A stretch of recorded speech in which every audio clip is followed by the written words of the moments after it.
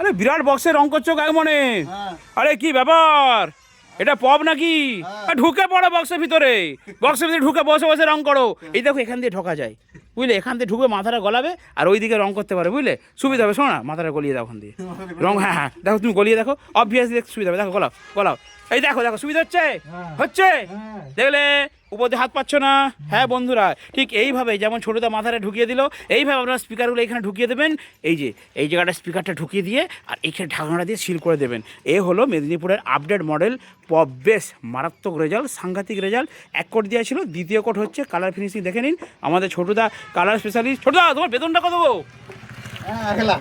1 লাখ? উরে বাবরে, colour specialist ছোটোদার বেতন এখন 1 লাখ হয়ে গেছে। ঠিক আছে, খুব শীঘ্র 1.5 লাখ হতে চলেছে, তাই তো? আর এখানে একটা ব্ল্যাক জাপান, মানে উরে বাবা, এ তো কালো রঙের গো পপ। সাংঘাতিক কালার হয়েছে এটা, নীল আছে, কালো আছে, আর এইদিকে সারিবদ্ধভাবে প্রচুর বক্সের কালার চলছে। বন্ধুরা টিএমএস সামনে দোকানে আসুন আর ফটাফট বক্স অর্ডার দিয়ে যান।